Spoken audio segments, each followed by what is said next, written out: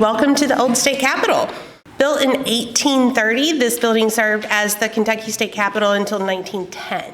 You were in the House chambers. The seats you are at are reproductions. However, this seat over here and behind me are originals. So if you want to take a look at those on your way out. We just really welcome you to this space because so many great debates, historic decisions, a brief Confederate occupation all happened in this room. So what better space to talk about civic discourse, engagement, and how that affects Kentuckians. We want to welcome tonight our speaker, Secretary of State Michael Adams. Michael graduated from McCracken County Public Schools, was the first in his family to get a bachelor's degree, and attended Harvard Law on low-income aid. Michael worked for Senator Mitch McConnell and Governor Ernie Fletcher before moving to Washington to serve as counsel to the U.S. Deputy Attorney General in the second Bush administration. In 2007, Michael began private practice in election law, ultimately building a national practice in the field. He has represented several national political committees, numerous national political figures, and statewide campaign efforts in all 50 states. Because of this unique experience, in 2016, Michael was appointed to the Kentucky State Board of Elections.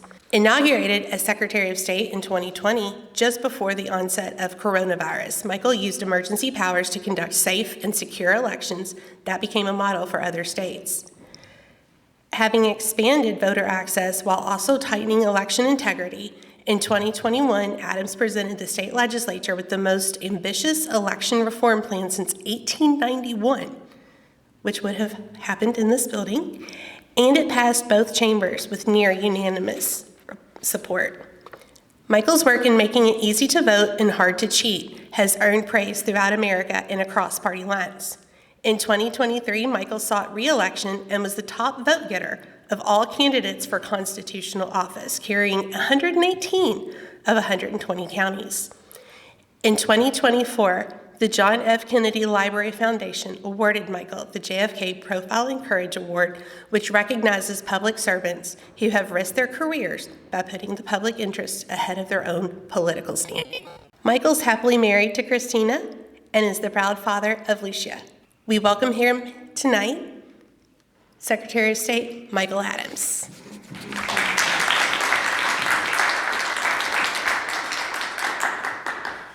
Well, thank you, Sarah, and good evening, everybody. In their wisdom, the framers of our 1891 state constitution and General Assembly since that time have given my office plenty of things to do. Legislative records, gubernatorial records, business records, land records, election results. Anything that generates paper, they give it to me. Supervising and defending our elections, affirming and filing numerous documents issued by the governor and laws enacted by the General Assembly. These are critical functions that are necessary to a functional government. There's another job that I've not been given, but I've taken on myself, Chief Advocate for Civic Education. First, a word about education as a whole. Success for Kentucky in the 21st century, 3/4 of which lies before us still, requires some things that we can't take for granted. One of them is to not continue to be 45th out of 50 states in education. I hope that statistic ticks you off as much as it does me. We must better train our workforce to compete not just with workers in other states, but with workers in other countries. Most of our students are below grade level in math and reading. Despite the governor's sincere wish to improve education, education is worse today than it was 4 years ago. It's not just about helping our kids, as important as that is. Too many businesses go under because they can't find skilled workers.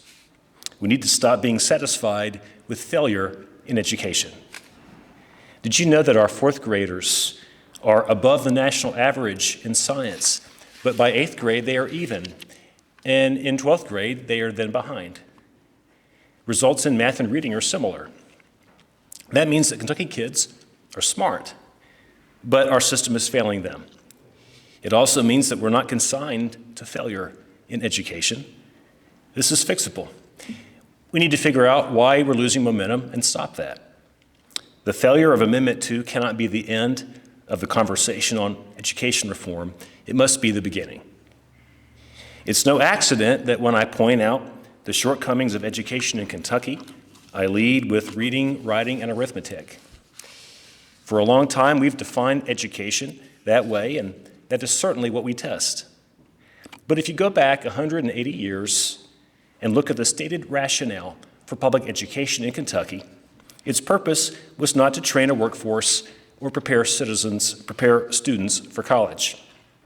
Those are certainly worthy goals, and as the parent of a high school senior, ones that I share. But they are not why we have public education. Records of our legislative and constitutional debates over public education in the 19th century show that the goal of advocates for universal education was to ensure that we have a citizenry capable of self-government. The purpose of schools was to create not workers, but citizens. Thomas Jefferson put it best. Above all things, I hope, the education of the common people will be attended to, convinced that on their good sense, we may rely with most security for the preservation of a due degree of liberty. If you look at our politics today, we're low on good sense. You can legitimately question whether we're losing our capacity for rational thought, respectful dialogue, and civil disagreement. A recent national assessment of educational progress found that just 25% of 8th grade students are proficient in civics. The same report found that just 22% of students have a dedicated civics teacher. I'll talk about our state momentarily, but first let's consider how we got here. In the 1950s, we saw a shift towards teaching math and science. This was caused in part by the Soviet Union's launch of the Sputnik satellite in 1957. Leaders suddenly became worried. America was falling behind in technology. To regain control of the arms race, they promoted and funded education with an emphasis on science and math. It didn't stop when the Cold War ended. Indeed, this trend was furthered in this century by President George W. Bush's No Child Left Behind Act and President Barack Obama's Educate to Innovate plan. College students' choices of major the past half century reflect this trend. In 1971, bachelor's degrees were conferred in social sciences and history. 18% of them were in that field. In 2022, it was 7%. In that same time, computer science degrees rose from 0.2% of the total to 5%, and health science degrees increased from 3% to 13%. My point here is not to denigrate the natural sciences or deny the importance of a scientifically literate society. My point is that a partially literate society is not sufficient. Starting in the mid-1960s, Americans' belief in our institutions began to crumble.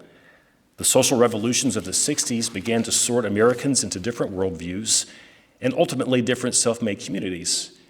We began a slow but steady march into tribalism. And thanks to increased mobility, it's not just a social phenomenon, but a geographic one. People with one set of values are moving to cities and inner suburbs, and they are becoming politically homogenous. People with a diametrically opposite set of values are settling in exurbs and rural areas. The result is that people live in echo chambers, not just online, but also when they step outside into their communities. Add in another factor, the internet. I think the attribution of all our social ills today to big tech is overdone, but they play some role in this drama as well. The ability to obtain, review, critique, and spread information, and I use that term loosely, in many instances has let regular people hold elites accountable. But it's also let regular people without expertise become elites themselves, despite lacking qualifications, objectivity, or even commitment to truth. And now they wield unearned and disproportionate influence in our debates. With access to the public square democratized, being heard requires building a large follower count. And what builds a large follower count is extreme and provocative views. And the more that confidence in institutions declines, the more credibility that extreme voices attacking those institutions have. And the folks in the middle, they hear from the institutions and they hear from the anti-institutions, and they don't know what to believe. Generally, they believe whichever source supports the things that they've already chosen to believe. Or worse yet, algorithms designed to monetize search results and clicks don't offer both sides at all. This should concern all of us, but let me add a concern specific to me as a conservative. The classical liberals who framed our federal Constitution envisioned a small government in Washington, a modest government in each state capital, and a robust local government, because one's local government was likelier to be able to understand and address local problems than some distant government. That model has been turned on its head now, that increasingly Americans get their news, if you can call it that, from cable news channels and social media presences. They obsess over Washington while starving local journalism for subscriptions and relevance. This frustrates the purpose of federalism. A national focus rather than a local one means people don't know what government services nearer to them can do for them, or who runs them, or even that they exist. I'm convinced that much of the rage in today's politics comes from this self-inflicted impotence in petitioning for redress of grievances and holding government accountable. The number one reason people tell me they don't vote except for president is not that they're suppressed. It's that they don't know enough about how the government works, what level of government does what, or the issues or the candidates. I spent my first term making it easy to vote and hard to cheat. Having accomplished both, in my second term, I want to go beyond the mechanics of our voting process and address deeper aspects of our civic health. Early this year, my office issued a civic health assessment to help us understand how well we are doing as a government by the people. As you'll see, we have a lot of work ahead of us. That's okay.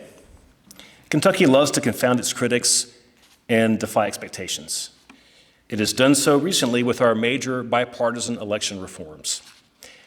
Our Commonwealth was founded by pioneers like Daniel Boone, who said they could do it better. They could tame a rugged wilderness. They could prosper where others could not. They could maintain order better than those in eastern capitals. We've had our ups and downs the last 4 years, and certainly the last 230 years. But in my mind, Kentucky's always been a leader. So, in our assessment, what we assessed, what we didn't assess, I'll start with the latter. Here's what we didn't talk about. Similar efforts have been made in the past, focused on superficial indicators. To be sure, voter registration and turnout statistics are informative. But do they really tell us very much about how civically minded and prepared we are? A doctor's assessment would not consist of asking if you had a gym membership and your record of attendance. A doctor might ask you what workouts you do and for how long. Are you getting your heart rate up? Even that's not sufficient. A person's health is comprised of many factors, including diet, exercise, stress, and mental health. We sought to measure civic health in a more comprehensive way. We looked at not just whether you're registered to vote and whether you vote, but how you vote. Not for whom you vote, but how informed you are about that choice, whether you know the role of the office being sought, and how you pursue that information. I'll start with the good news first. Relative to the rest of the country, Kentuckians seem to be more accepting of other viewpoints. Our assessment found that 75% of Kentuckians say they are friends with people who have opposing viewpoints. And 61% think it is better for politicians to compromise than to constantly bicker. Another bright spot in the assessment was that just 19% of Kentuckians say they trust news from social media. Kentuckians overwhelmingly trust news from legitimate local news outlets, whether print or television. Okay, that was the good news. Here's the bad news. When Kentuckians were surveyed on their civic knowledge, they didn't pass the test. Just half could name the 3 branches of government. Under half could name a single local official. That number dropped further when asked to name a legislator or a constitutional officer. For some constitutional offices, Just 30% of Kentuckians could identify the office holder, despite the survey taking place in the year that we had elections for these offices. There are things that we can do to set up future generations for success. I have asked the General Assembly to require a civics education course in all Kentucky high schools, as we are one of the few states that do not. We also need a robust civics exam for our high school graduates. The current test is woefully inadequate and a poor measure of civic understanding. Our lawmakers need to act now to ensure our children will grow into adults capable of self-government. These two requirements are not only logical means to set up a future of engaged citizens, they can also reap us benefits across the board. Research from Harvard and the U.S. Chamber of Commerce Foundation found that many of the skills that are required to succeed in the 21st century workforce, like civility and cooperation, are associated with higher levels of civic education. So there's no false choice between teaching civics to train citizens and our interest in training a workforce. Let me close with this. By statute, I'm the custodian of the state seal. It's two guys, one in formal dress, one in buckskin, shaking hands, along with the motto, "United we stand, divided we fall." I see that seal every day on the state flag that sits behind my desk. Nothing better encapsulates our challenge as a Commonwealth than that daily reminder that although we are different, to survive, we must be united. I take some comfort in that seal. These differences of demography, whether urban versus rural, professional versus blue collar, progressive versus conservative, Democratic versus Republican, have always been with us. They are deep in our DNA, and yet we've overcome them time and time again. This has not been accomplished through inertia. We don't magically get along with each other, let alone solve problems together. Civility, empathy, and understanding are intentional acts. But these acts are becoming more difficult and more infrequent. Civic spaces are shrinking, even dying. Places where we can come together as members of a community, whether civic or faith-based, are drying up. It's happening in the workplace too, as remote work kills off the water cooler and lunchtime conversations where we can be Kentuckians or sports fans before we are partisans. There is simply less empathy and less trust in America today. We lost vertical trust in our institutions, and now we're losing horizontal trust in each other. No wonder tempers flare in routine daily interactions on our roadways and even in our schools, sometimes with tragic results. And no wonder half the country thinks the other half of the country is trying to destroy our country. That's where civics comes in. There's no pat solution for the situation we're in, but the journey of 1,000 miles begins with single steps, and the humanizing nature of civic education can help get us to our destination. We have something going for us, a head start. The Civic Health Assessment showed us that as big as our challenges are, we're still doing better than the rest of the country. If we don't capitalize on that head start, we'll become more like the rest of the states. As we've done with our elections, we should aspire to be better. Daniel Boone would not have it any other way. Thank you all so much.